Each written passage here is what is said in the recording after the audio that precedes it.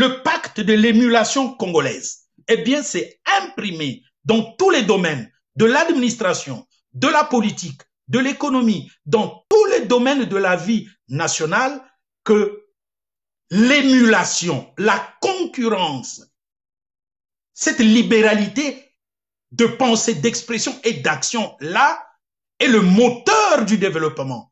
Il faudrait qu'on sache que je dois réussir dans ce que je fais, être le meilleur dans mon domaine pour que lorsque nous tous nous sommes animés d'un tel entrain, d'un tel engouement, nous réussirons, que ce soit en campagne, que ce soit dans les cités, que ce soit dans les villes, à nous développer individuellement, de telle sorte que nous tous développer individuellement, eh bien, c'est la nation qui se développe ainsi. Donc, tous ces principes-là devront être mis en exergue.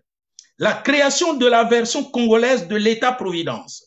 Eh bien, vous savez vous-même que nos politiciens actuels, je citerai le défunt président Omar Bongo Ondimba qui disait, eh bien, vous savez que l'État-providence était mort il y a longtemps.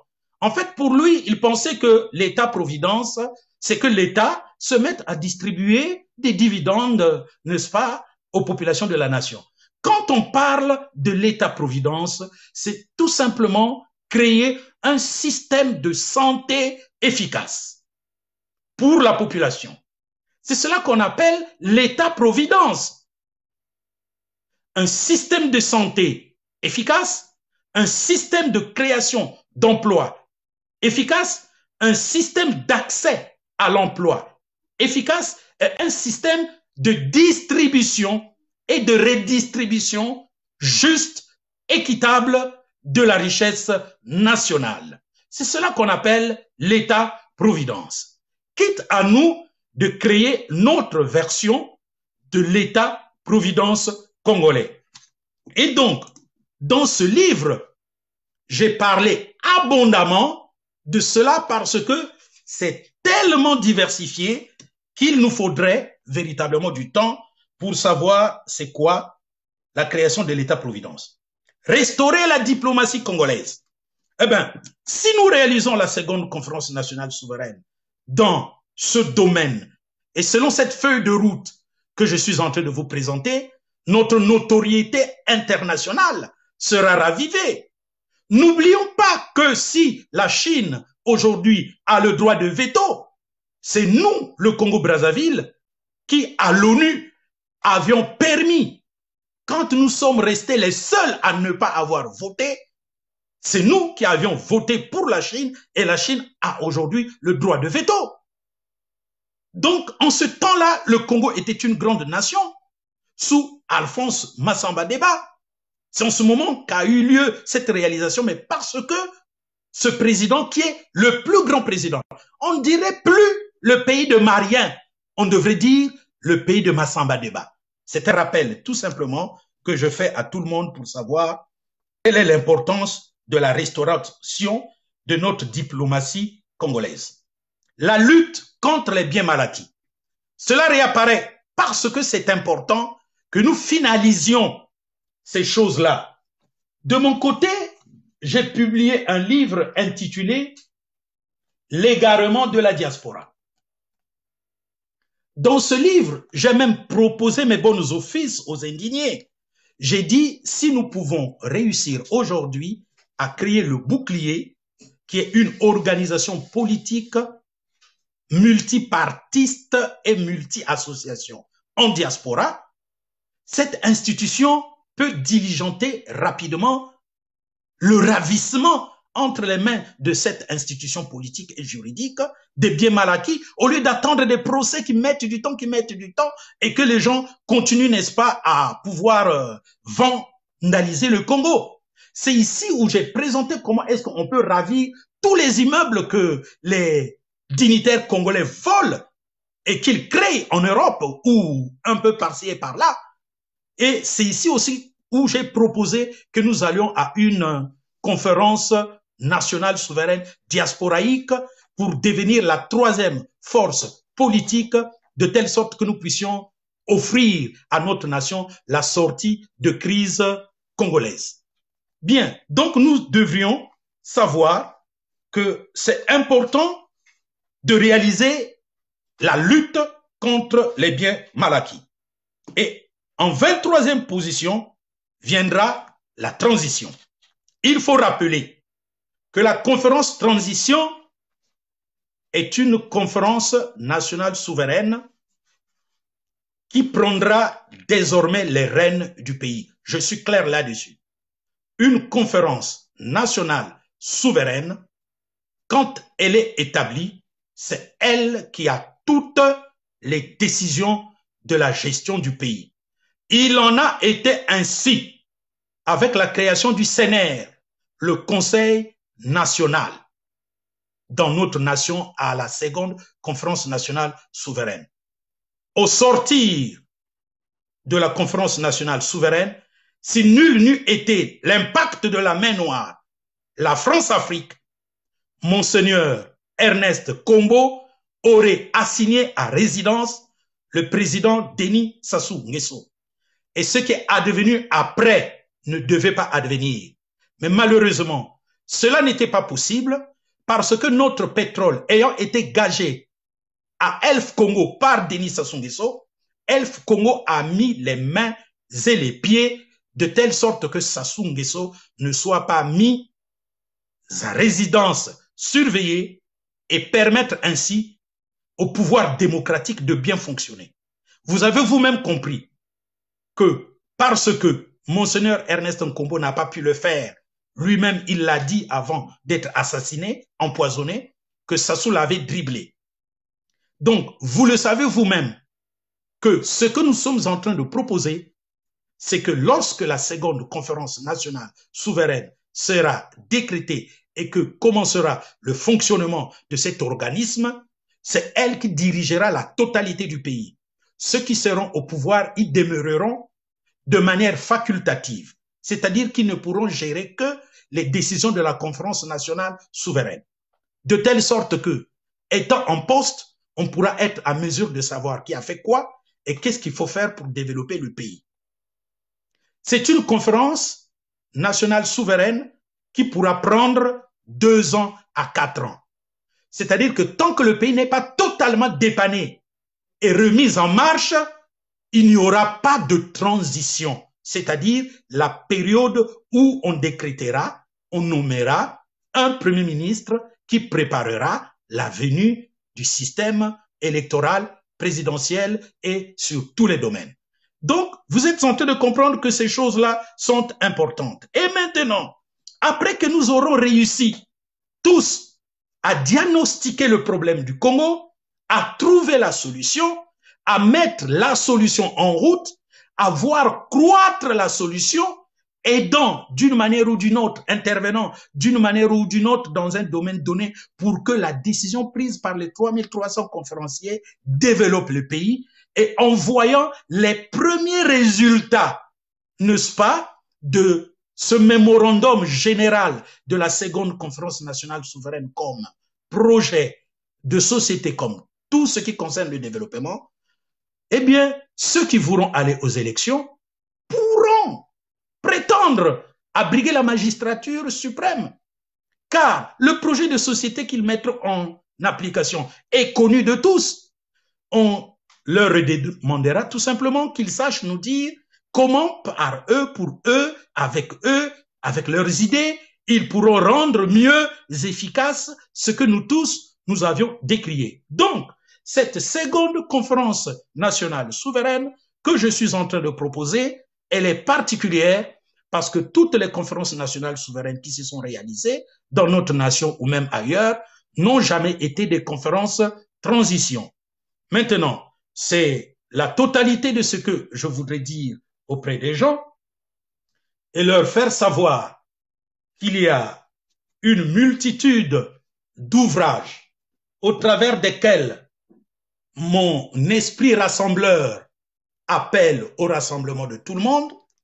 Ce sont les quelques ouvrages qu'il y a ici. Ça, c'est pour la création des États-Unis de l'Afrique centrale. Conscientisons-nous, Congolais. Sur le Jassume de Sassou, Arcamon, on réclame le procès. Sassou abdiquera par la désobéissance civile qui divise la diaspora. La désobéissance civile et autres sont des ouvrages qui développent cette pensée-là.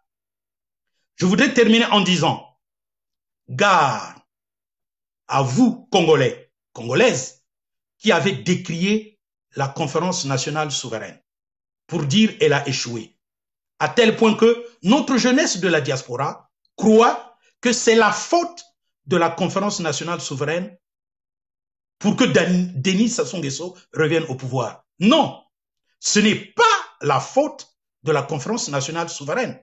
La conférence nationale souveraine a été une réussite. Elle a conduit à un acte fondamental qui a été élaboré, à une constitution de 1992, à une présidence démocratique de 5 ans, et les 3 commissions, commission assassinat, commission bien mal acquis et commission extirpation des finances nationales, a été diligenté, réalisé. Mais les délibérés, ça ne vient pas de but en blanc parce qu'il faut apporter les preuves. Et le président Pascal Lissouba voulait publier ces délibérés juste dans la période électorale. Mais comme Elf Congo était coupable de cela, Jacques Chirac était coupable de cela, il a fait le coup d'État de 6 mois pour renverser la démocratie. Comment pouvez-vous dire à notre jeunesse que la conférence nationale souveraine avait échoué?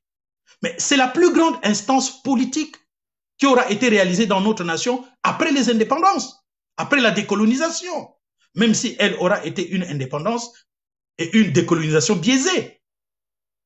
Vous ne devez pas continuer de décrier ainsi la conférence nationale souveraine, parce que c'est cela qui fait que le Congolais lambda, la Congolaise lambda, ne voudrait pas que nous allions à la seconde conférence nationale souveraine.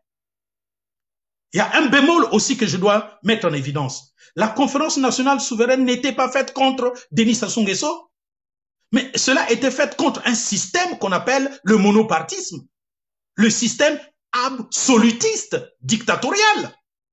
Et aujourd'hui encore, nous voulons une seconde conférence nationale souveraine, pas pour mettre dehors Sassou. Nous ne marchons pas avec le trop c'est trop dans le cadre du jusqu'au boutisme, dégagisme contre Sassou. Nous sommes en train de combattre aujourd'hui officiellement une recolonisation. Donc nous voulons l'indépendance du Congo, la décolonisation interne et externe du Congo, parce que le Congo est entre les mains de la France-Afrique, de la France, des multinationales charriées par les hommes dans l'ombre de la France-Afrique. Et pour y parvenir, ce n'est pas par un décret présidentiel français ou par un décret des multinationales que cela peut être réalisé. Je puis vous le démontrer que dans cet ouvrage intitulé « Problématique Banque mondiale et carte d'identité des richesses africaines » que j'ai publié, nous sommes en train de démontrer comment est-ce que les multinationales prennent le pouvoir dans nos nations. Pourquoi? Mais parce que nos présidents sont lobotonisés.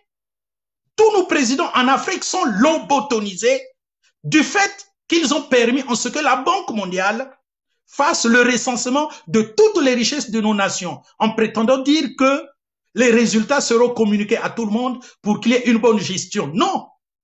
S'il n'y a pas la réalisation d'un certain nombre de projets que nous avons adjoints, que j'ai adjoints à ce projet, c'est une conférence de Berlin, seconde phase que la Banque mondiale est en train de réaliser, diligentée par les peuples congolais. Voilà en résumé ce que j'entends par la seconde conférence nationale souveraine, qui est l'ultime sortie de crise multidimensionnelle pour notre nation congolaise. Son impact créera l'État fédéral de l'Afrique centrale. Et la création de l'État fédéral de l'Afrique centrale produira la création des 4 derniers États fédéraux dans notre nation. Le Nord, le Sud, l'Est et l'Ouest de l'Afrique devra se munir de chacun de son État fédéral, concurremment aux 5 regroupements sous-régionaux que nous avons dans notre nation. De la conférence nationale souveraine devient donc un mouvement international, comme le mouvement des indépendances et le mouvement de la décolonisation. C'est pour ça que j'ai publié ce livre de 660 pages intitulé « Émergence africaine et afro-caribéenne » pour faire comprendre que la population doit prendre à bras le corps ce projet, nos nations africaines doivent prendre à bras le corps ce projet, car il est question de rassembler tout le monde et de réaliser avec tout le monde l'expertise du passé, la perspective du futur pour se déterminer dans le présent afin de réussir notre challenge.